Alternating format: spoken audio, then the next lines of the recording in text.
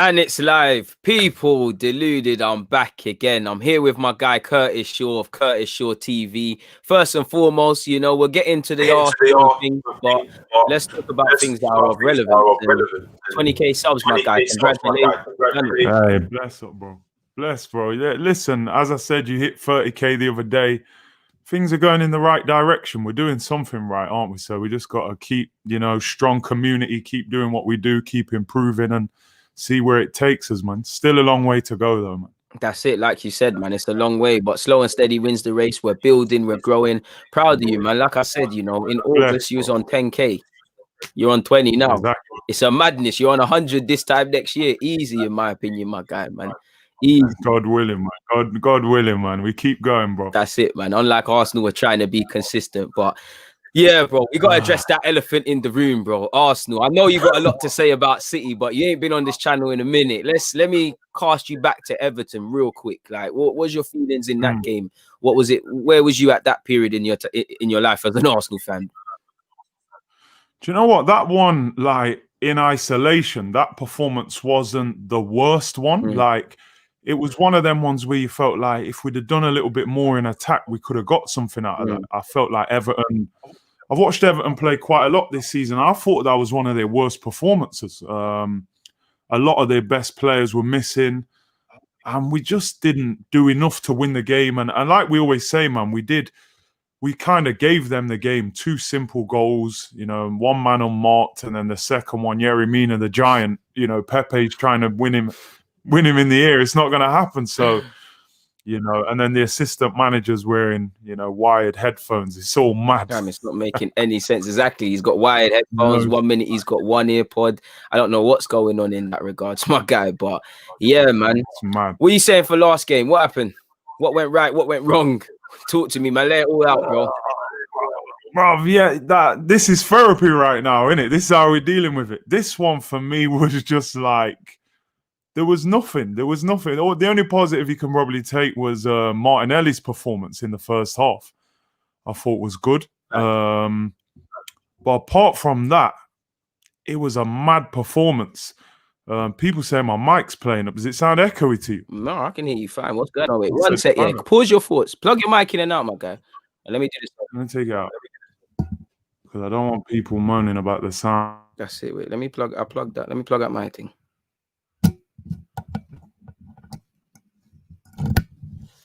Yo. I can't even hear you, broski. Unmute mic. Apologies. I think can't unmute mic. Their mic isn't connected. It's saying your mic isn't connected, my guy. Some man are saying it sounds fine. Some man saying there's no sound. Don't worry, man. Curtis will be back, man. I was having streaming problems yesterday, and I've been having that problem for a while, people, in that, you keep seeing Arsenal keep making poor decisions on the field, and like that, it's starting to affect our fans because you're pre-ing me. I was having problems with Google Chrome, and Curtis is having problems with his sound, but he's back. Let's see what he's saying now. Well, go on. What's this at? Can you hear me now, yeah? Yeah, you're back, man. You're back. They tried to do you dirty, but unlike Arsenal, you sat in, you was losing 1-0, and you came back from behind. Your voice is calm. Man was saying you look like Thanos. You sounded like Thanos. Nah, it sounded all right to me, but I don't know what it's... Same. People, let us know if it sounds all right. But listen, yeah, let's talk about the City game. It was just... Do you know what? Obviously, we did the watch-along and that, and I'm just settling down, having a little drink, and I look at the TV and it's like 1-0. And I'm like, what? Like, the game's just started, bro. Like, you man ain't even giving it 10 minutes. Do you know what I mean? Yeah. 1-0 down. We get the goal back, and I felt like, we had a little bit of momentum when we scored the goal. Lacazette, good goal. Martinelli, obviously, injury kind of hurt us because he was having a good game. And then, the second goal, we was a bit unlucky because, offside and things like that, but we know what it is. No VAR in this competition at this stage. But the defending, bro, is schoolboy. Bro, it's schoolboy, isn't it, bro? I know that last one killed you. That's why I wanted you here. Talk to me about the last goal, because you're the first guy I thought of when that goal went in. It's like, bro, what's Curtis gonna say, Carl? For me, schoolboy's putting it nicely, bro. That's nursery business. What I saw for that defending for the last goal. Bruv, I'm waiting for your video with the tactics board. I want to know how you're going to explain that. Actually, I need to upload it, fam. I can't explain that. We all saw it, you know. I personally put that down to a lack of leadership because, you know, you're a striker, but you know, you take advantage of defenders. You know yourself when you know when there's not communication, there's little gaps. I think there was no communication. There's no leaders. Like for me, I'm seeing Mustafi running out. Kolasinac is playing man on side.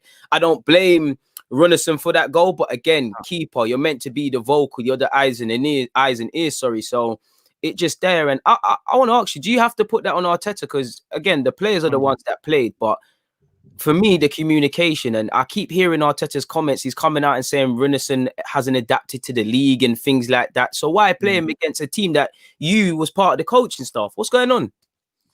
Bro, for me, you know my opinions on the manager. I've said it over and over again. I think the club have to act, even if they desperately wanted to keep him. I think sometimes your hand gets forced. You have to make a decision you don't want to.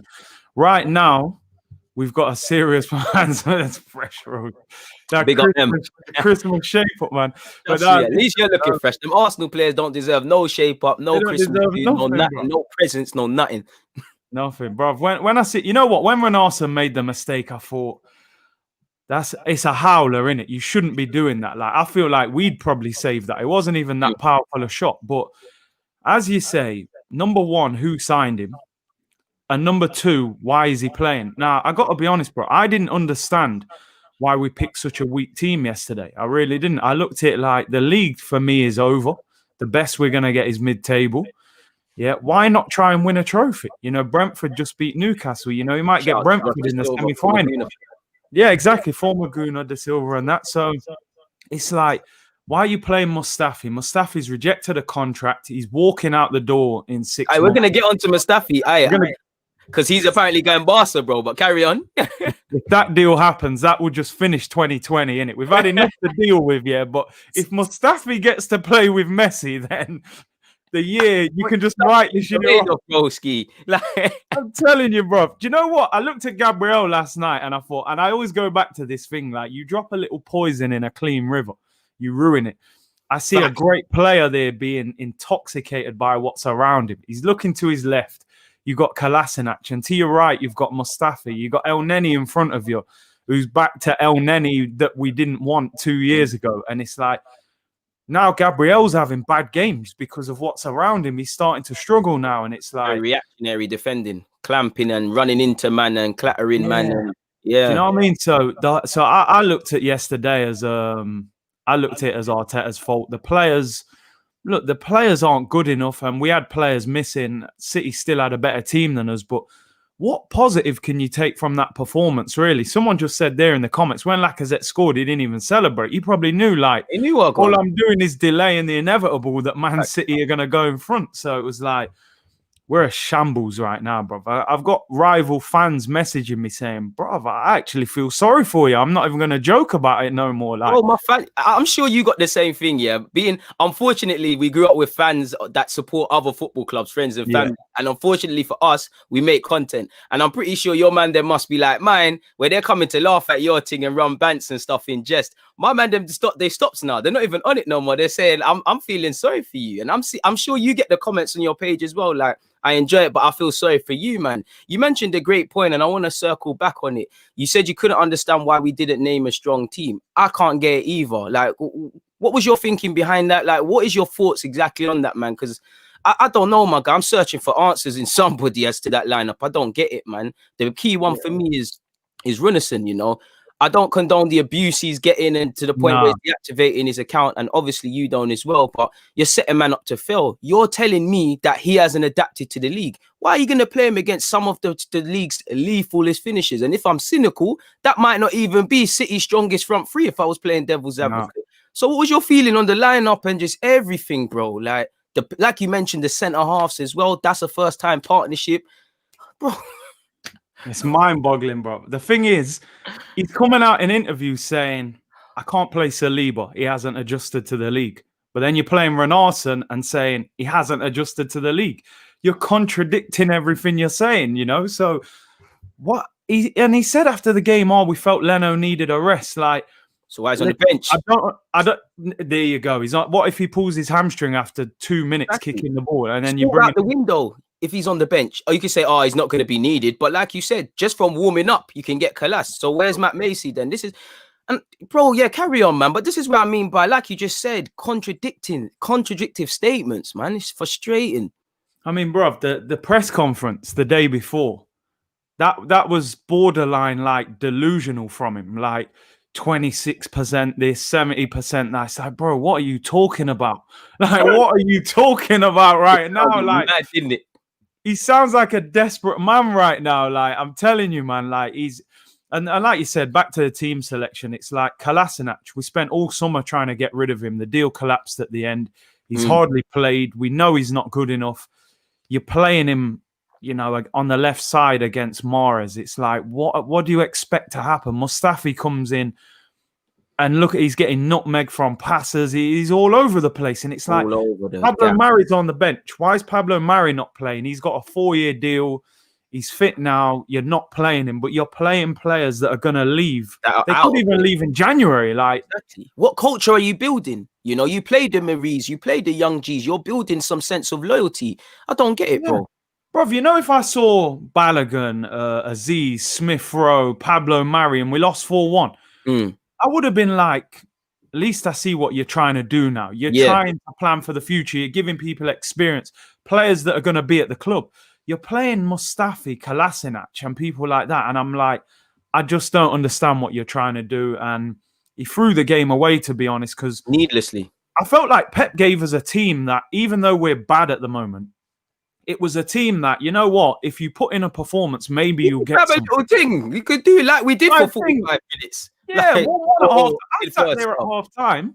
I was quite positive. I said, I can't remember the last time we went in 1-1 at half time in a game like this. Like, City were there to be beaten. If we really had a go and got a bit of luck, it might have even been 1-1 and gone to penalties. We win it on penalties. You never know. Little grimy thing. And then, but second half, man, it's just like the collapse. And like you said, that fourth goal, them man are like fighting each other. Like, let me score, man. Let me score. Like, the defenders are just looking at them. It's like, bro, just end it. I was waving the white flag, like, just end it, man. I can't take much more of this. And the scary thing is, at 3-1, you could see Pep said, you know what, there's goals here, because we both play football. And those of you in the comments understand that 3-1, you've got an opportunity to actually make a decision. Do you go and get that fourth, or do you sit back? Now, there might be many games where Pep might say, you know what, call it with 3-1. If it gets to 3-2, it's a bit booky.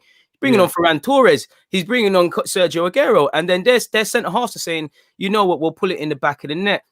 Runnison, I felt second half, he put it perfectly. Like, you know, I won't say we played well for 45 minutes, but we were in the game for 45 minutes. You know, I think from the 13th minute mark to around the 31st, when we scored, we looked all right. We finished the half strongly.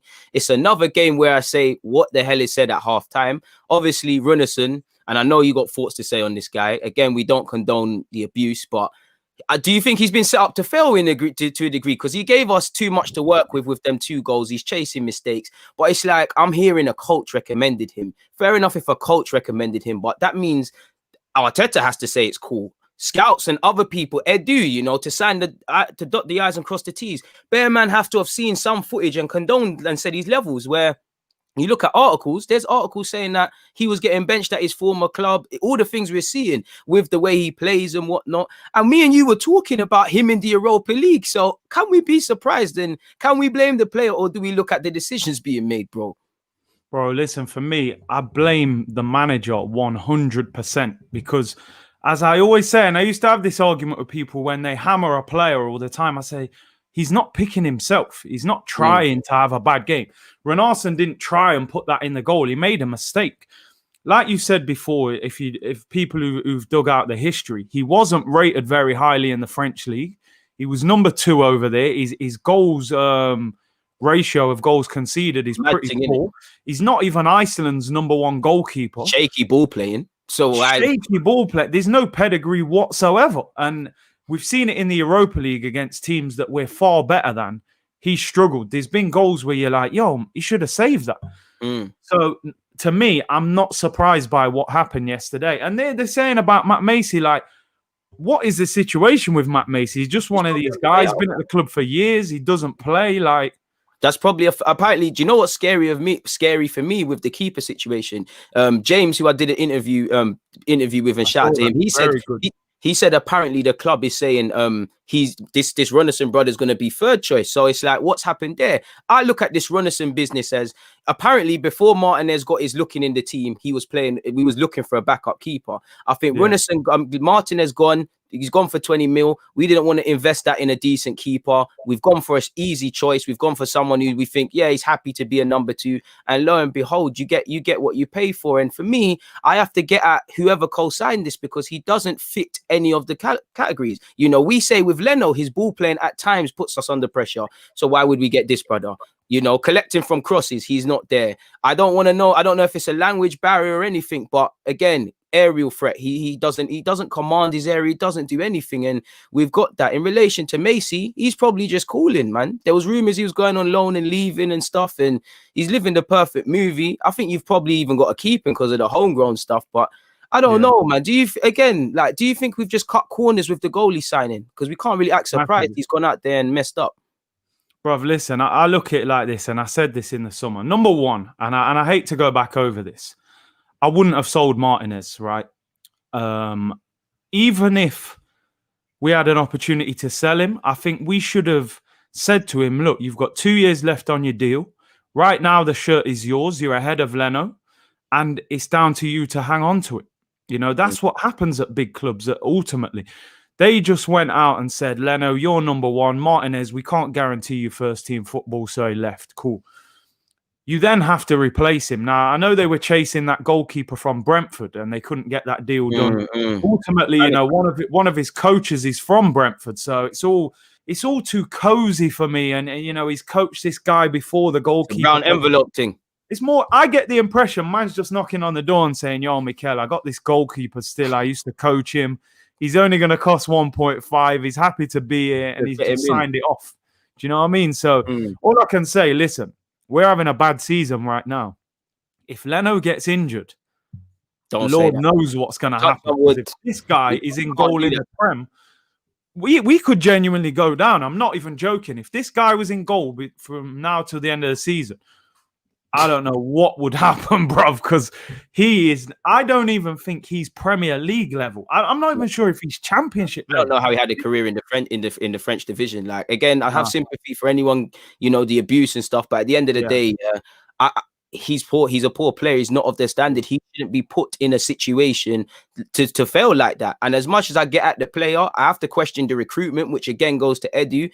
Arteta now. Again, it's as much as you can support him or slate him. For me, just caring about my football club, certain things are not making sense. Like, I look at the Martinez thing. I wouldn't have sold it either. But we heard the language coming out of the club that it's been made abundantly clear to him that Leno is your first choice.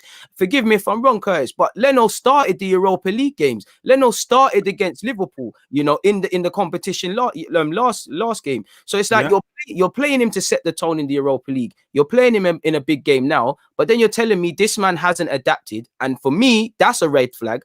But this is a special sort of team because you've been in that dressing room. Me and you can talk about the threat of Gabriel Jesus and all these guys, but you know the intricate dealings.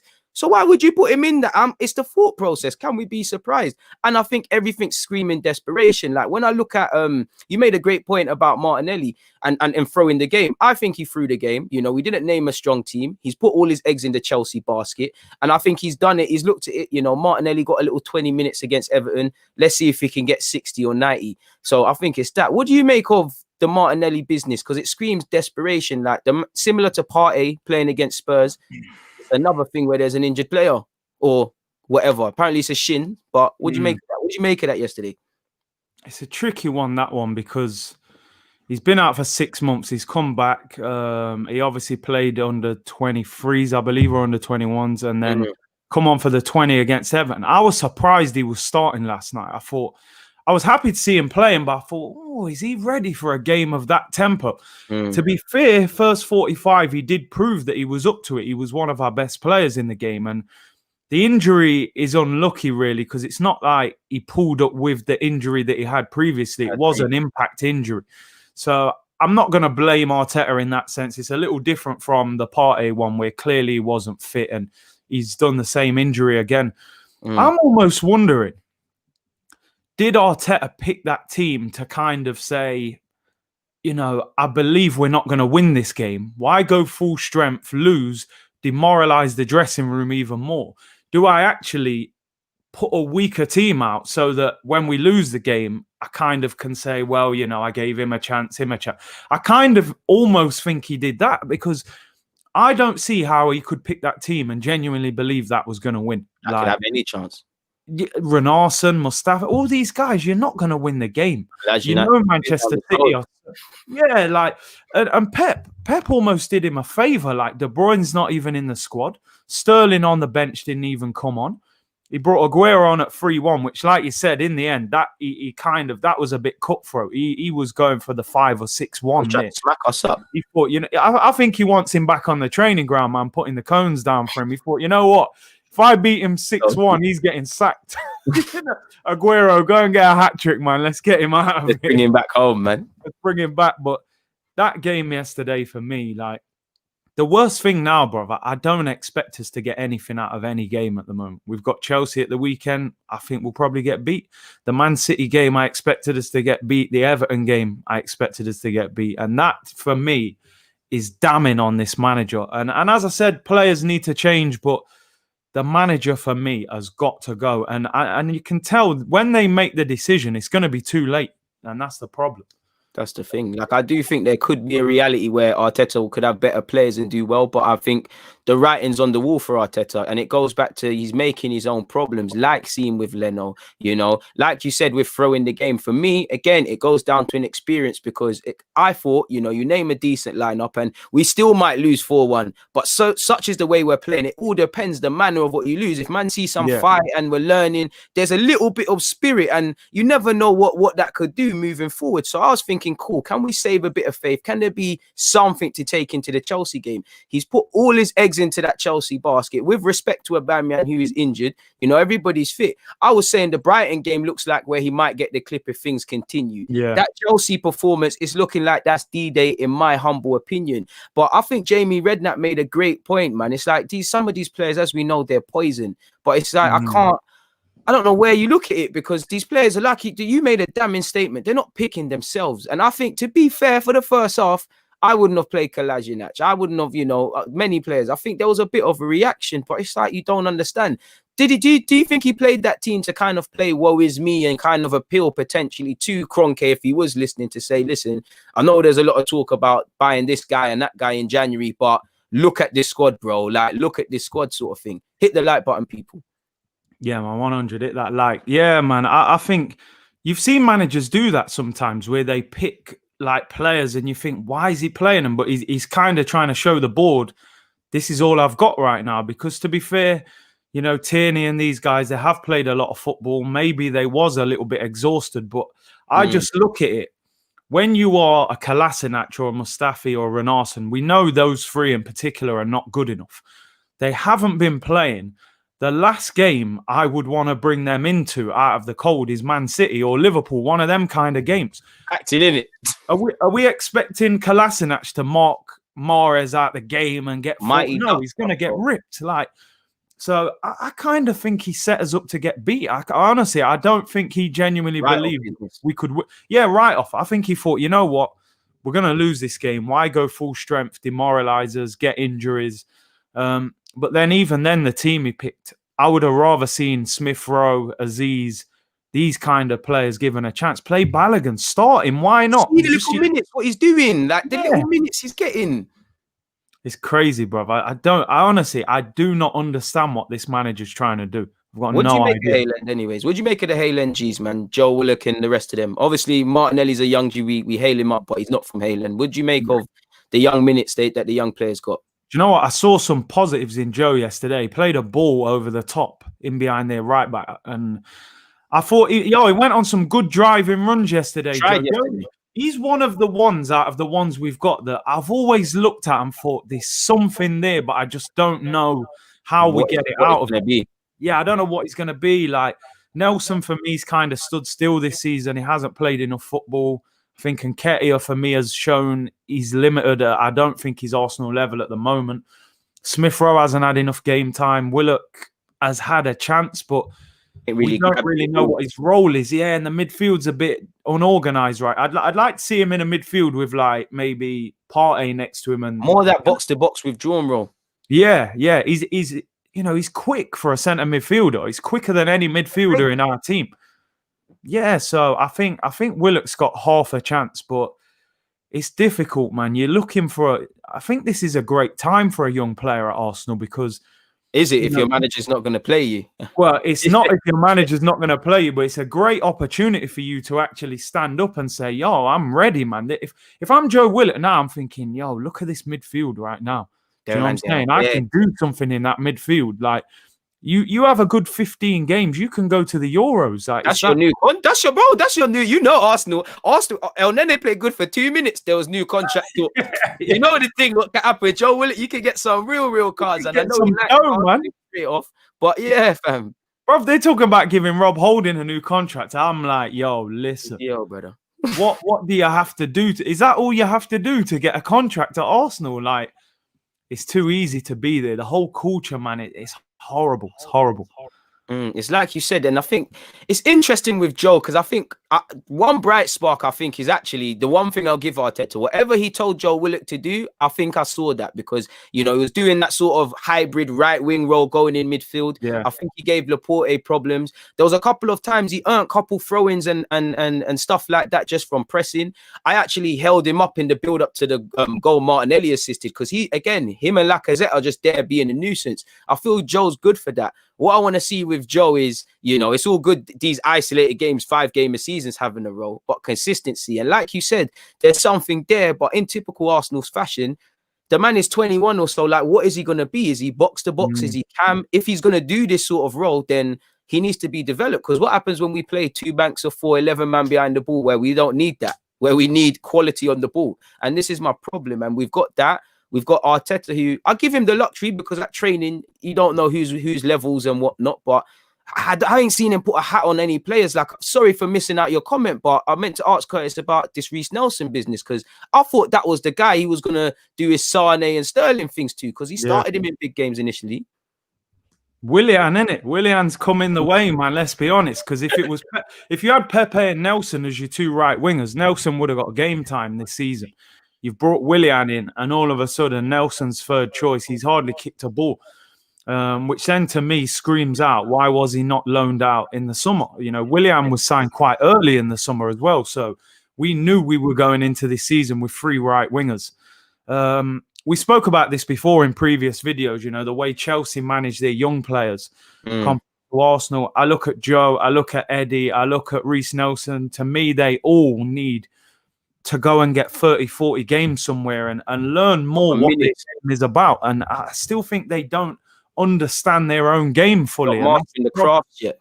Yeah, they haven't, man. So I think Joe Willock, for me, is one of them. He could become a top midfielder. He could end up getting sold to a Brighton. Like, it's that flip of the coin. I don't know what he's going to become. And Nelson, again, like, a lot of these players, they've been superstars in the under-23s, but then they haven't had that bridge between the 23s and the first team, which would have been the loan spell. So, yeah, I think we've got to manage those guys better, man. It's everything. Everything at the club right now is being mismanaged, to be honest. Like, if we just, like you said, if we go into January, we can talk about the obvious, and I'll ask you, what positions you want the creative midfielders and stuff. But when we look at these players in and around the team, I look at January and I find, although there's many players I would loan out and let go, I find it quite difficult because when I look at Reece Nelson, I would play him. We all know, he's been done dirty, he's had injuries and things like that. But when I look at it, to be fair, Arteta seems to have made abundantly clear that opportunities aren't going to happen here too tough. Whether rightly or wrongly, can I be surprised? So it's like, would you loan him out in January? Because then we're quite light in midfield on the flanks. If Joe goes on loan, we're quite light. I would sell Xhaka or El Nene, but again, we're quite light. How do we maneuver in January, in your opinion? And like, what do we do, man? What's your movements in January? Like, what is your first call of business? What are you trying to do in Jan in terms of ingoings and outgoings? It's difficult because our squad is massive, bro. That's why we had to leave 2 established players out in Socrates and Ozil. So ultimately, the wage bill's got to be cut. I think 1 or 2 on loan, And if you can get one or two out on a permanent, it'll be difficult. If you could get a Socrates, an Ozil, a Kolasinac, someone like that out the door. There's talk of Torreira coming back, possibly. And like you said, there's not much room for manoeuvre because we have got injuries. I think we'll probably go on loan. I think I just got a feeling now they've clearly guaranteed Willian football. They haven't brought him in to bench him. You've got Pepe as well. Obviously, on the left now, you've got Saka, you've got Martinelli back, you've got Aubameyang can play out there. I don't see Nelson getting a lot of game time now. Now we're in the knockout stage of the Europa League, so that's crunch time there. You can't really start giving people games. So I think Nelson possibly could go out on loan. I think we have to get that creative midfielder in. I would like to see Isco come in. I would take a chance on him on loan because I just think it's a difficult window. We haven't got big money to go and get that long-term solution. I don't see us getting an hour in January. So we might have to be clever in the market. And I think, maybe Buendia. Buendia's done well as well. They're talking 20 million, 25, but Norwich are trying to get promotion. If I'm the Norwich chairman right now, I'm pulling him in and saying, listen, end of the season, if they get promotion or not, your move is there, but there's no way you're leaving in January when they're trying to get promotion. Promotion can be worth as much as 90, 100 million. Why are you going to sell him for 25 mil? So to me, I think that deal will be very difficult to get done. So I think we may have to go and get like an Isco or someone on loan to help that problem. You took it right to church with the Buendia business, especially with what you just said about staying, because that's what I'm saying. Obviously, money talks and BS walks. Money put on the table, things can change. But I'm similar to you. I'm saying, listen, you don't need to leave. Look how toxic it looks at Arsenal. Do you want to risk that? Stay here and play. You get your move, or play for us in the Premier League. And I know I love our club in Norwich, but play well amongst these sort of average players. And other teams might make a chance. Look how I'll be saying stuff like, look how long Jota was at Wolves before man took a chance, and now he's at Liverpool. Do you want to go to Arsenal? Is being Arsenal better than this project? It isn't making much sense. It really isn't. If I'm Reece Nelson, hear me out. And this is a mad one, but I remember. He did play a couple of games in the Europa League at fullback. Now, if I was him and being cynical and just being hungry, I know playing out wide is what I want to do. And I don't think it's going to be a Bukayo Saka thing. But Saka clearly took to playing fullback. Maitland-Niles did. I look at right back. Maitland-Niles played fullback yesterday, but he's not been given a proper chance, as you know. We know where we're at with someone like Bellerin. Cedric, I don't know what we're doing with him. If you're Nelson, do you just consider that, seeing if something could happen, especially if we're playing three at the back? So you're basically playing as a winger anyways. He might have to. It's just we got a lot of players there. That's the only issue, You got Bellerin, you got Ainsley, you got Cedric, who still we're scratching our head why we gave him that 4-year contract. It's a crazy one. It's a tough one. It's a tough one for Nelson, man. Maybe he has to do something like that and play in a different position to get in the team. But, this manager's got his favourites. I saw that little ball that Smith Rowe played down the side yesterday to Lacazette. I think Lacazette had a shot wide. And I'm thinking, do you know what? That is a simple ball, but I haven't seen that ball at Arsenal for most of this season. Just a little slid through ball, So like that. It's simple. So he's got to put his faith in some of these young players because you're not finding the solutions in these players that you're trying. So why not give them a go? Like it doesn't make sense to me. They kept saying how good a coach he was, how he worked with young players. He's kind of come here and been the complete opposite. He's picking all these Willians and man that have failed in the past. So I don't know. I think like you, I think he's probably got the Chelsea and Brighton game. I think if we put in a half-decent performance against Chelsea, they'll let it slide. They'll say we're only a week away from January. If we go to Brighton and get beat, I think they're going to have to make a decision. Facts on that. They're going to have to make a decision because ultimately it falls with the manager, man. It really does. AM, big up the members. He's saying I'm hearing Alaba wants a move. He probably wants a move, but not definitely not to Arsenal. Apparently, Atletico are interested in Buendia, so that one there might be out the window. Have you seen us link with Vinicius Jr.? Would you be open to him? Why not, bruv? You know what? Like right now, why not? He's a live wire. I know I remember, was it Benzema said something once where he was complaining about his end product, saying, the other team, innit? yeah, he doesn't put the ball in the Dirty. box. Well, he's quick, he's lively, but the only thing is, ain't he a left winger? That's the thing. So I wouldn't understand it. And, you know, he's a young player. He's got bags of talent, but it's like, we've done this sort of thing. We've got young, I'm not saying they're better than him, but we've got young players that we're not realizing their full potential. So are we in a position to take this guy who's not getting game time at Madrid? It's similar to Ceballos. We thought, you know what, Ceballos is a mutual interest. Go and no one's bigger than the club. And sure as hell ain't Danny Ceballos, but, you know, do us a healthy favor. Make it look like you're doing us a privilege playing for this club. We haven't seen that. We haven't seen that at all with Danny Ceballos. You made a great point about the young players. And that's my biggest problem with Arteta, because if you're trying to create a new mentality, the best thing is with new guys. Yeah, you might get one or two that switch up the thing. And I think I speak for most fans when I say we're not asking for thousands of young players game in, game out. We all know the issues that could cause, but they would have more of a sense of loyalty. You could say to, you know, but you could be the first guy to really put your hat on Balogun, like Bukayo Saka with Emre. You know, you could give Smith Rowe chances. Again, there's been injuries with Smith Rowe and Nelson, but I just think if you're talking about non-negotiables and a new standard, what better way than to say it with the players who allegedly are the future, like even with Saliba, like these sort of guys. Again, I understand man need to go on loan, people aren't good enough, but I don't get it, because I look around our squad, and granted, the actual real offenders didn't play yesterday, but they're seasoned pros. If they're not due to age, they've played enough times. You know, old habits die hard. Humans, we're creatures of habits. We're not going to stop certain players conceding penalties, you know, going crazy and puffing out their chests and getting red cards. But you might be able to change. I don't know if Nelson had that in his locker, for instance. These are the sort of players that will give you loyalty. Because as fans, and like in life, surely you just need hope, bro. Them young players give us a bit of hope. Look how we're praising Martinelli to the high heavens just simply for pressing. Make no mistake, I love that. But we're praising for minimum stuff because we ain't got no hope. Bruv, you're spot on. And you know the thing for me now, this is how I'm looking at with Arteta.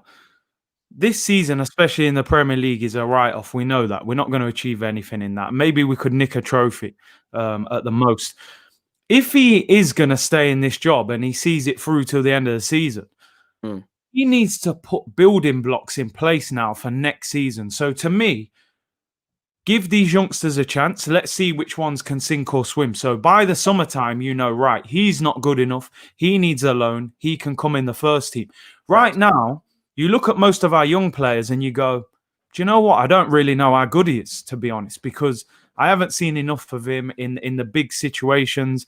I don't really know where we stand with some of these players. So he's got to start building instead of putting his trust in these players that have been failing the whole time. And then you're going to get to next season and we still don't know where Willock's at. We still don't know where Reece Nelson's at because you've wasted this season not giving them a chance.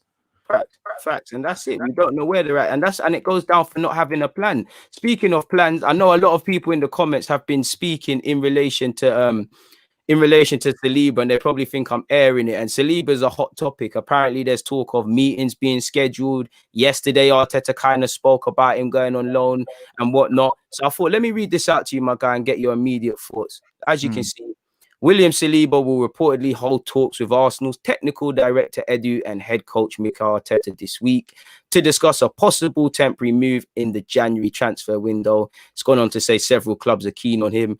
There's more, journalist waffle. Let's actually try and source the main point of this. Apparently, according to L'Equipe, Saliba's agent is due to fly into London over the coming days after an important appointment scheduled with Edu and Arteta to talk over the teenager's immediate future. A number of Premier League rivals are keeping close tabs on developments in North London, and it's expected he'll be given the green light to go out on loan. A temporary switch to another English team would enable Saliba to acclimatise to conditions of the league, and obviously we all know that's a good example. But yeah, apparently earlier this month, Edu went on to say we need patience with our bright talent. He needs a little more time. And yeah, he's spoken about him, and I think that's where the article ends. And I actually remember Edu actually said something along the lines of he's behind 4 defenders at the moment. So yeah, man, I already know full stop what you make of the Saliba business, but what do you make of his immediate future and all of that article? I mean, first of all, I would love to know the 4 defenders that they believe are better than him, because apart from Gabriel, I can't see what 4 defenders. David Luiz been okay this season. I wouldn't go further than that. Mustafi is poor and he's leaving. Rob Holding, I don't rate him. Callum Chambers been injured for ages. Pablo Mari's been injured. You're still not playing him. How can you justify William Saliba not getting a chance this season of all seasons? Look how bad we are right now. I would rather he was in there, even if he was having a tough time, but learning. And then you go, right, next season, he's going to learn so much from that. We've literally wasted 6 months of his football development now.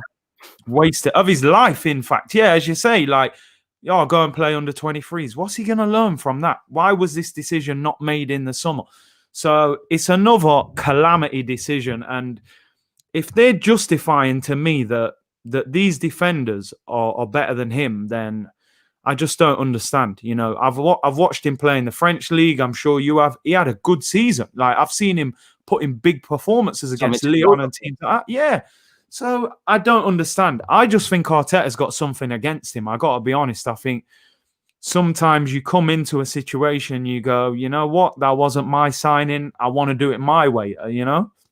And I think if he'd signed Saliba, he'd be playing. But, you know, the fact he came in and it was his was Emery signing. You look at a lot of the signings, you know, Pepe, Torreira, Guendouzi, Socrates, Saliba. These are all Emery players, you know. The only one he's kind of gone with is Kieran Tierney. So I don't understand. I think it's shocking management. And even loaning him in January makes no sense to me.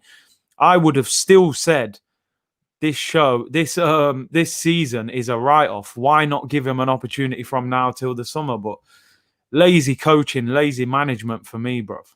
It's facts, because I look at Leicester now. Leicester are a better team than us right now for obvious reasons, but they've got a clear way of defending. I look around, you know, Wes Morgan's not playing, but he's someone he could learn a thing or two off. You've got Johnny Evans, you know, you have previously injured, but he's got that. So Fofana has competition and he's got more experience to lean upon. When I look at Arsenal's situation, we don't have that, but I don't understand why you can't go with a back three of Saliba, David Luiz and Gabriel. You know, if Saliba's having a tough period, you can substitute, man, but he immediately learns. I guarantee you, as you just said, the minute he goes on loan, he's going to learn a lot more. I do think fans were overdoing it with the hype of him at St. Etienne, like fans have done with several players, but there was something to build upon, and he's defo better than what we could have had. And this is where you need bravery as a manager, because at least if you was doing that, we could say, all right, cool, you're going for the young players. You know, I don't obviously we'll sit here on your channel as well, we'll talk about a Saliba mistake, but we'll understand the collective goal. You know, even someone like Marie, you know,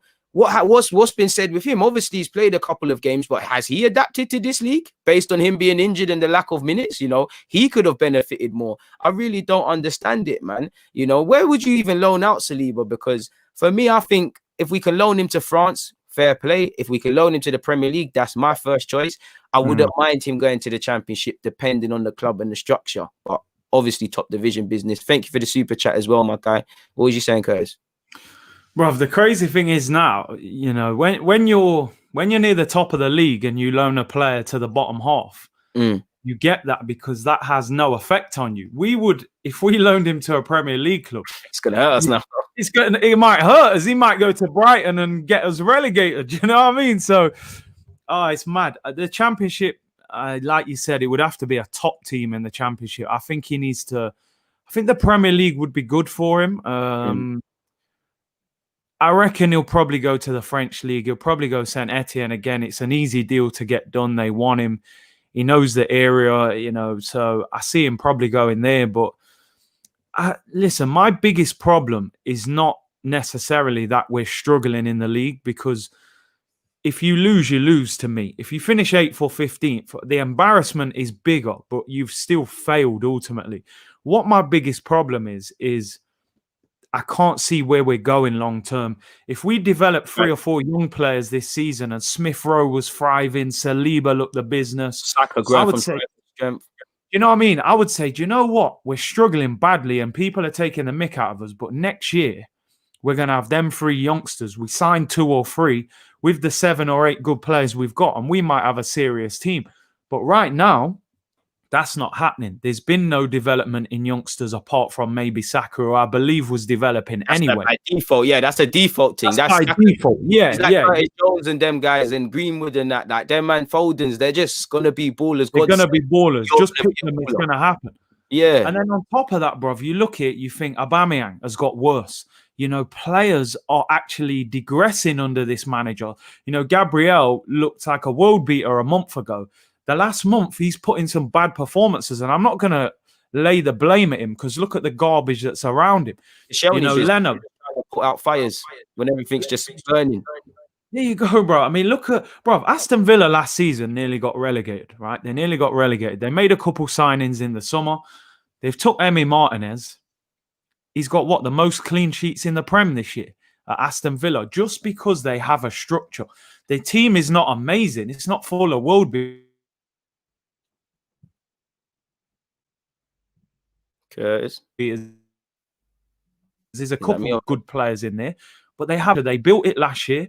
They cherry picked and added to it this year. Now their season has. Do you know what I'm saying? Fair enough, it's not going how planned, but let me at least build and develop so next season we're in a good place to build on. But he hasn't done that. So we're going to be effectively next season where we were at the start of this season as well. So it's crazy, bro. I don't see what's happening. That's the thing. It's like you touched on it rightly. It's like there's no forward guidance. I can't see how it gets better. I can't see let me ask you this as well, because talking about Arteta is one thing, you know, blaming, you know, we can only talk about him from a coaching point of view, but like, how do we move out of this position? How do we take steps to move forward? How do we get ourselves out of this, whether that's down to coaching collectively as a club? How do we go from stop feeling sorry for ourselves to actually advancing? Oh man, like, you know what, brother? I swear down, I'm struggling to find the answers right now. It's like they've got to make a decision with the manager. You know, first, I know they're saying publicly we're backing him, but I believe behind closed doors they're panicking, man. They must be panicking. And then you've got to do something in January. You might have to go into that summer money that you were saving for someone in the summer. You might have to get something done now. Like I remember before, you know, we lost Sanchez in January. We were panicking. We had to pull Aubameyang out because the fans were going crazy. So I think they've got to pull something out in January that improves us. They've got to get rid of a couple players. Apart from that, what more can he do? He needs to steady the ship. I think after the Chelsea game, we're playing a lot of teams in the bottom half of the table. So our rivals. Yeah, our rivals. Yeah, a lot of 6-pointers. So he's got to start getting wins. You know, we've got Brighton, we've got West Brom, we've got Newcastle. He's got to start winning these games, get us up the table a little bit, and just try and steady the ship. And maybe he can get something going in one of the cup competitions. I can't see him doing much more than that, to be honest. Facts, you know, in the only way to, you know, salvage our season, you know, mathematically we're still able to get top 4. I'm doing the Wenger thing. We all know, this record, I'm not saying we're getting top 4, just mathematically there's always hope, there's always something to salvage from your season and try and finish as high as you can based on what's already happened. With that being said, I look at it and I always say, you know, our lack of proactivity off the field has cost us on it, and what we're doing on it has affected us off it. We all know about the financial issues we're struggling with as a club, the fallout of Champions League. We all know how much it meant to even just win the FA Cup. You know, I don't even think the club were happy about winning the FA Cup for the FA Cup's sake. It was, we're in Europe, we're in the red. I mean, we're in the green. Now, if we do finish 15th and if we don't win the Europa League, or I don't even know if in the Yarabel Cup you get Europa League football, how does this situation get better? Because we can say on one hand, yeah, free transfers are going to be made, people are coming out of contract, but we all can't underestimate the money that European football happens, you know, that it brings in. So what happens if we don't get European football in any capacity next season? Like, what actually happens? Because surely we can't do too much in the window. It's funny because a lot of people were saying last season they didn't want us to be in Europe. You know, people felt like that Thursday night, Sunday night thing was a big distraction. Right now, you can't see how we're going to get in Europe unless, you know, we can nick an FA Cup again when that saves him. The Europa League, I got to be honest, looking at the teams that are in it, I think it'll be very difficult for us to win the Europa League this season. Even Benfica, will we get past Benfica? I don't know. Listen, I think we do need to be in Europe, to be honest, because I think it's easier to win the Europa League than it is to get top 4 in the Premier League, especially with how competitive the Premier League is now. We're not talking about a big 4 anymore, a big 6. There's 8 or 9 teams now who will struggle. Yeah, do you know what I'm saying? So I don't know. Plus the money it brings as well. You know, you look at certain players like Pepe, they haven't even played in Europe that much. So the Europa League to them is probably quite a big deal. So, I mean, if we're not in the Europa League, we've got to have a big window, because to get in that top 4, we're going to have to strengthen. Now, they're saying they've already got plans in place for the summer and the players they want to sign, but are they saying that thinking we're going to be in Europe next season? Is that going to affect the finances? If you're a player negotiating with Arsenal now, you might even say, do you know what, bro? I know we negotiated that little deal, you know, verbally, but I've seen the way you lot are moving. I don't want nothing to do with that right now. Do you know what I mean? I'm out. You know, it's a deal's not done until it's done. And if I'm a player that might want to come to Arsenal, you're not signing on the dotted line. And it goes back to what we said, in that I love my club and I do think people have integrity. But looking at it on the devil's advocate point of view, there's only 2 ways I see people signing for Arsenal. It's either, you know, you've fallen victim of what's probably happened with Saliba getting sold a dream, Aubameyang signing a new deal, Partey's probably been twanged. You know, you either sign because of lying, or you sign because you know it's easy here. You know, there's not. It's like winning, qualifying for the Champions League is like winning the lottery. It's like, if it happens, it'll be great, but we're not actively trying to move to that. So I have to question your integrity and your hunger to want to get better and things like that. It doesn't really make sense. Like even Partey, I'm not saying Partey didn't sign because of what Arteta told him, but cynically, you could say, you know what, London lifestyle, you kind of, Partey's getting indirect heat because people might be looking at it as like, well, why did Partey leave Atletico Madrid to come here? It's a bit of a joke. Bruv, like we said the other day, I think right now, you're only coming Arsenal if, one, you think it's a stepping stone. Like Gabriel probably come here and thought, you know what, 2-3 good years at Arsenal, I'll end up at Barca or PSG or Bayern Munich. Or you get them players towards their 30s where they're going, do you know what, I'm on 60 grand a week right now. The big clubs aren't coming for me. Arsenal are offering me 150. Let me go and get paid.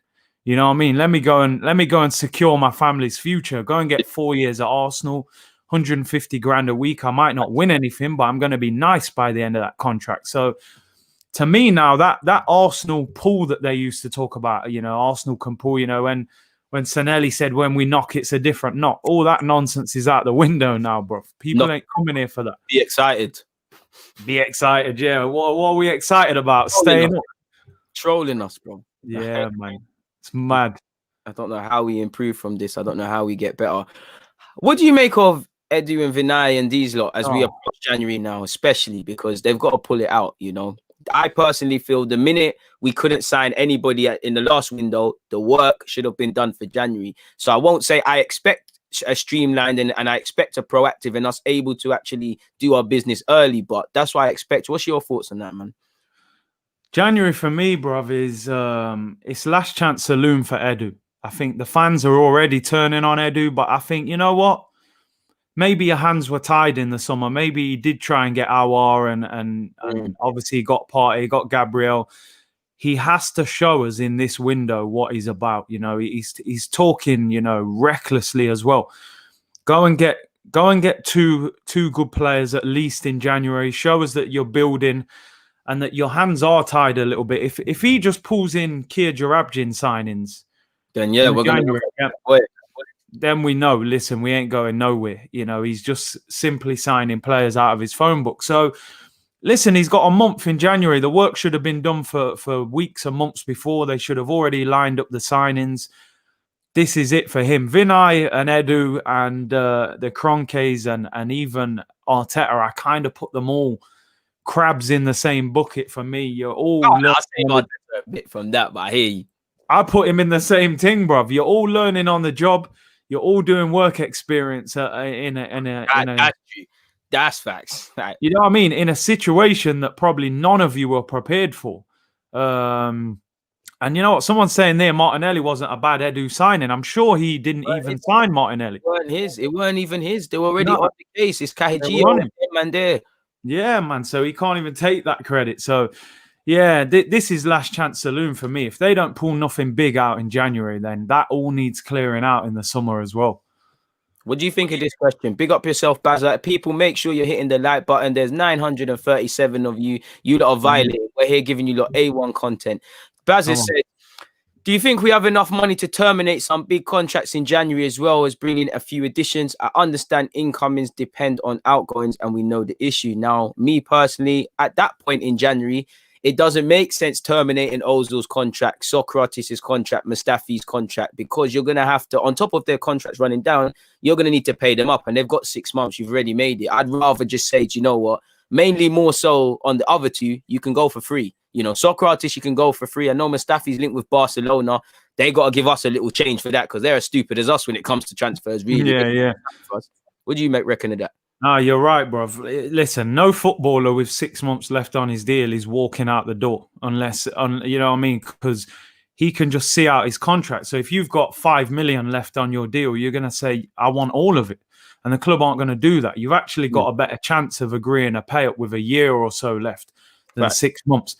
As you said there, you're spot on. The only thing you could do, if Barca are thinking, all right, we'll sign Mustafi on a free in the summer, you can just turn around and say, actually, take him now and we won't charge you any fee for him just to get him off our wage bill. So, you know, the funny thing is, I looked at that Barcelona Mustafi deal and I thought, no way. But then when you look at it, you think it makes sense. It makes sense. They've got financial issues themselves.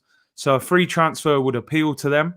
He was apparently decent when he was in La Liga. I mean, we paid 35 million for him. So he must have had some sort of clout in Spain. Maybe he's played well against Barcelona. He's a German international. They can probably get him now. Maybe. And Barcelona are known for these kind of stupid signings. You know, they signed Braithwaite.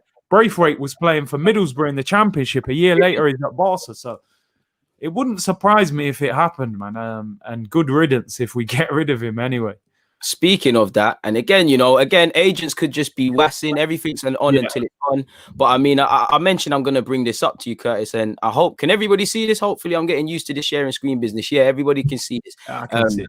So, yeah, moving on with that, his agent, Emre Oztok, has said, I'm not in Barcelona because of Youssef Demir. I think that's the young 17-year-old that played against us in Europa.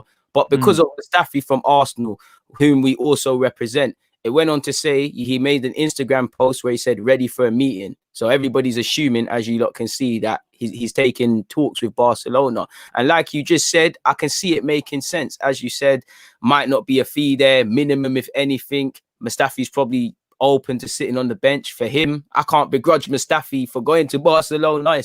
You can't. You're playing with Lionel Messi, back to Spain and familiar surroundings. Like, what do you make of it if we actually do sell him, man? Because I look at that as well as, I have to question Arteta then as well. Not that I have to get him or it has anything to do with him, but again, we knew this is a man that wanted to leave. You even offered him a new deal. His desire has been to keep it moving. He might even complete a move in January. So why is he? I forget the whole captain's ban because I don't get what we're doing. Why are you not giving Saliba's minutes to him or some other random young player in the academy or something? Why are we wasting time with this thing? It's kind of like, Arteta probably thinks it's easier. He probably looks at like these young players with risk. He's probably thinking, you're a risk. I don't know what I'm going to get. At least with Mustafi, I kind of know ish what I'm going to get. He might have a little mistake in him, but I think you've got do you know what? I can see this deal happening. It wouldn't surprise me if it happened. It's a typical Barcelona deal. They make some crazy signings at times where you can't believe they're doing it. But as I said, he was quite highly rated in Spain. That's why we paid 35 mil. He's a free. He's an international. Barca probably just need someone to fill a gap. They've signed players like Vermaelen before. I know Vermaelen was a lot better than Mustafi, but they bought him at a time when he was really injury prone and the deal didn't make no sense, really. So, listen, if Mustafi pulls out and moves to Barcelona, his agent, mate, is something else. If, get you out of Arsenal on the bench and you end up at Barca. But Jeez, man. It's better. Like, Take him. Take Ozil as well. Take Socrates. You can have all of them. Xhaka. what do you make of that as well, man? William, because I know he's a bad player, and I know it's like, let's just say you want to sell him tomorrow, or we've had enough of this tomorrow. How are we getting out of that? Because surely, if you forego a transfer fee, you've got to probably pay him up to leave, and apparently he's got a 3-year deal with an option of another one. So, what do you make of that problem there? Because the longer he keeps playing poorly, how do we get out of that situation? Bro, that's not happening. He's on a 3-year deal. He's on over 100 grand a week. Who's going to take that contract off your hands? Remember, when he left Chelsea, he'd had the best season of his career in terms of numbers, 9 goals, 7 assists in the league. So he probably had interest in him at that point. There was even rumours that Barca was still looking at him. They'd tried to buy him for a few years. He's come to Arsenal now, dropped an absolute shocker for 6 months. He's on a big wage with 2.5 years left. How do you get him out? The only way I could see you getting him out is getting him out on loan. And I don't see a club paying all of his wage either. So we're stuck with it, bro. You see the F3 we have to discuss, talking about selling the 32-year-old potentially on loan to save some face and get a transfer fee and stuff. It's like, how are we so incompetent, bro? Like, seriously, because yesterday was just a microcosm. We all know the problems are deeper than Mikel Arteta, and there's a lot of issues in that regards. But still, man, I've left this question up there, man. People are this guy's basically said Curtis Love from Kenya, and he's saying, should we go for Diego Costa? Diego Costa, you're gonna have problems there. Number one, he's not gonna come on no short-term deal. He ain't coming for 6 months or a year. His wages are gonna be high. Don't get me wrong, you know when Diego Costa was at Chelsea, he was one of them players. I couldn't stand him because he was a bit of a drama and that. But I rated him as a player. I thought, yo, this guy, look how he leads the line by himself. I don't think he's the same Diego Costa now. You're signing a 30-plus-year-old who's looking for a payday. So, nah. It would be an option I would like if you could get him on loan for 6 months or something. But nah, not as a permanent deal. No chance. What do you make of this? It's kind of going over what we've said already. And to be fair, Klopp really couldn't do anything but play young players because he couldn't act in the transfer market. But fundamentally, that's a Premier League winning side. If anyone's under pressure to perform or play a strongest team or have to answer questions about a young player, it's him. Now, of course, we all know the situations are different, but Klopp's played Reece Williams, in different circumstances. And again, it goes to Saliba. So do you think there's no sort of leg for Arteta to stand on in relation to Saliba, really and truly, because it's not making sense? There's no leg to stand on because your solutions have not worked, and your solutions are players who failed over and over again. It's not like, even if Pablo Mari was playing, I'd be like, well, at least you're playing somebody that hasn't really played and we're trying to figure out how good he is. You're playing Mustafi. You're playing Rob Holding. They're going to offer Rob Holding a new contract, apparently. They've offered Mustafi a new deal and got rejected, so they're making an absolute fool of themselves, to be honest. And the Saliba one is crazy because you see all these other clubs finding solutions out of their young players. You look at Lampard, first season at Chelsea with Gilmore and all these, Abraham. You look at Liverpool bringing all these youngsters in. Curtis Jones, they're talking about England call-up. Williams, they found Trent through that same situation. Klein got injured. So why do we never find a solution out of our youth team? But we're always talking about HLN. So it doesn't make sense to me, bruv.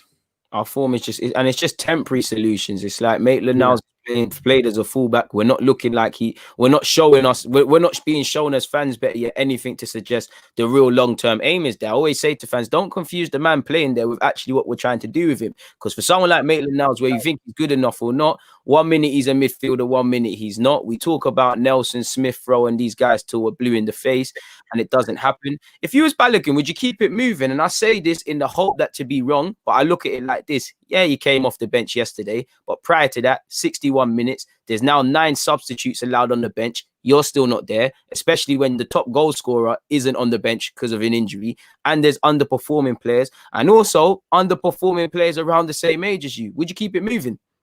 Bro, let's keep it 100. If that Liverpool rumour is true for Balogun, I'm gone. You know what I mean? Forget this. What am I staying here for? Do you know what I mean? This team is underperforming. The best striker's injured. There's 9 subs. You still can't get on the bench. Keep it moving, bro. I could see Klopp doing a madness with Balogun. Seriously, I'm not saying there's no guarantees with young players. He could be a superstar. He could go there and be another Dominic Solanke. We don't know. But, with what he's got and the way Klopp plays, as a young player, it's so much easier to fit into a team when there's a system and you know what the manager requires. And he knows the qualities that you've got in your game that will match that system. With Arsenal, we're putting young players into a mess, and we've got young players that don't even know their own game yet. So they're going in, and it's like, yo, how am I? They're not going to fix our problems. We just want them in there to develop and help us. So if I'm Balogun, if that Liverpool deal is true, mate, I'm gone. There's no way I'm hanging around. I would as well, because it's very reactive. I look at someone yesterday like Josh De Silva. Obviously, everyone cries about young players. Like you said, you can either be a star or you end up like Dominic Solanke. And I feel with a couple of Arsenal young players, that's been the case. And it could still be the case with further players. But I just don't think the problem is we're not tying people down. There's no real clear plan. It's like I would probably keep it moving. Sorry for keeping your super chat up here, my guys. Another question, Curtis. Does letting Ollie and his quick train with the first team undermine the plan and these alleged non-negotiables? It's a tricky one. I mean, it's a situation we should have avoided. You don't want big players with big personalities training and not playing. They're obviously going to be unhappy. They're going to spread that kind of ill feeling throughout the team. If you start making them train with the under-23s, I think that turns really sour. So I think training with the first team I think you've got to really, just so you can at least have some sort of control of the situation. But they shouldn't be there in the first place. I would have tried to get them out on loan in the summer if you could. Maybe they did try and get them out, but it's just more mess at Arsenal, and it's the usual. It's the usual. So what? If I said to you, January's ended now, what are you hoping has happened? What positions are you hoping are addressed? I mean, we need a lot, but in reality, I can't see us signing more than 2 players. I think 2 is about the maximum we'll get in. I would like to see a creative midfielder, so I would like to see Buendia or maybe an Isco, because I think on loan, you haven't really got nothing to lose. Maybe the long-term solution will be there in the summer. I mean, I would like a centre-back, but then a decent centre-back is going to cost money. I can't see that happening. Maybe a right-back, but again, it's going to be difficult because the right-backs, I like Max Aarons, I like Pereira at Leicester. They'll be difficult to get. So get a couple of players in, get a creative player in, maybe a defender, get a couple of players out, maybe a young player out on loan. I don't see much more we can do than that. It's a very difficult window. Do you think we could sell players like big up Jay as well, another member? He said, I hope we can sell some in January. Do you see much in terms of outgoings? Not really. Do you know why? Because I think your Ozils, Socrates, people like that, I think they'll be difficult to get rid of. I think they'll just see out their contract. Maybe Mustafi goes to a Barcelona. The players that I think I would sell, I'm not sure Arteta would sell. Like I would sell Granit Xhaka. I would sell Mohamed El Neni. I don't think he would necessarily sell those players. I think he would maybe look at it and think, let's finish the season. I'm going to need bodies. Unless you've got a big offer. Who's going to come in with a big offer for Granit Xhaka right now? No one. They're going to offer you a cut price. So I don't see much movement out. I think you'll see 1 or 2 young players leave. Maybe Smith Rowe or someone on loan. You may see 1 player leave in terms of like a Mustafi or something. But I don't think too much will happen. 1 or 2 out, 1 or 2 in, I think. Facts, and I think even that might be wishful, even in terms of outgoings. Lastly, before I let you go, man, talk to me about Chelsea, because what's your feelings going into Chelsea in that game? Well, have I got to be honest, in my head, right? You know what? I like to just say it as I see it, brother. I can't see anything other than an L right now. I just can't. If we had Partey, Aubameyang, and a little bit of form, I would say okay, because even though Chelsea have done well this year, I don't think they're amazing. Like, I don't see them on the level of like Liverpool and even Man City when they really click. And we've got a good record at home against Chelsea as well. But if Aubameyang's not fit, Partey's not fit, I can only see us losing this game. I got to be honest. And if Chelsea were to score early in this game and get their tails up, it could be problems, man. It could be problems. I think Giroud and them.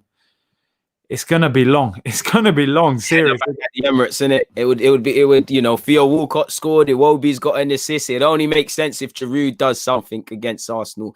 And I'm scared of that game personally, people. Personally, because of the simple fact is, Burnley, we let ourselves down from a set piece. Everton let ourselves down from a set piece. Yesterday, let ourselves down from a set piece. Chelsea have scored a lot of goals from a set piece. They've got good deliverers of a ball. We've all seen Zuma's leap. I hope the players actually watch Premier League and see that leap, because it's a madness. Knowing us, you know, we'll probably have the smallest player marking Zuma from the set piece on Saturday. But I don't know. I can see it. If they put crosses in on Saturday, Giroud's gonna have meat and drink. I'm telling you. These man, I don't even think Giroud, mate, in the air is a problem. I think it could be a long day, man. All I say, listen, everyone, enjoy your Christmas, all right? Because Boxing Day could be long for Arsenal fans. I'm telling you, could be long. Oh man, all right, cool. To end this, put a prediction on it, my guy. Put a prediction on it. Do you know what I feel? And you know, because Chelsea, we got rivalry. The fact I'm going to predict Chelsea to beat us, but I got to keep it 100, man. I think I agree with that score I just saw there. I think it's 3-1. I think we'll nick a goal from somewhere. I think Chelsea are going to score goals, man. My brain is telling me 4-1 Chelsea, similar to what we just saw yesterday. My heart is hoping for 2-1 Arsenal, man. Just a victory. Come on, man. Don't ruin the festive period. Like you said, I'm trying to be hungover, to be fair, for that game, because you know what I mean? It's gonna get long. Bro, I was drinking on stream yesterday, first time ever. I thought, I'm gonna need a beer to get through this, bro. And I hadn't even popped the bottle. Jesus was making it 1-0. I was like, nah, this is long, bro. You better get some rare Neff instead, mate. Like, I'm telling you. Oh man, love for coming to you, Curtis, man. I let them know any content you've got happening and whatnot, man. I'm not back till tomorrow, man. I'm chilling today. I got a few bits on, last minute shopping, you know, but big up everyone, all your subscribers, all my subscribers. Happy Christmas. Big up yourself, man. I hope you have a blessed Christmas. You too. Don't let Arsenal ruin your mood, man. Definitely ain't trying to have that happening, man. And yeah, it's definitely been a good Christmas for us, you know, 30,000, 20,000 respectively. This time next year, hopefully we're both on 100+ and we keep growing, man. And hopefully the next time we speak, when we next on your channel, probably what? We'll sort it because the days are all a bit mad now. Yeah. Holidays, but we'll definitely sort it after the Chelsea game, maybe before. I think we play Brighton on Tuesday, I think. So maybe before that. We'll make something happen. We'll definitely make something happen, man. And somebody said Turkish. Hey, bro, tell Turkish to reply to WhatsApp. I know he's listening. He's gone Hollywood now, man. He's gone Hollywood. It's all love, man. It's all love. I'll have Turkish better yet on this, as well as Curtis even more. So yeah, man, more content. Check out Curtis's channel. Make sure you're subscribed. You know, check out all the other content I've got. I'll be back before long. I actually think I'm back at 2 p.m. I'm previewing Arsenal versus Chelsea with a Chelsea fan. So yeah, man, content galore, man. But on that note, we're out, people. We're out.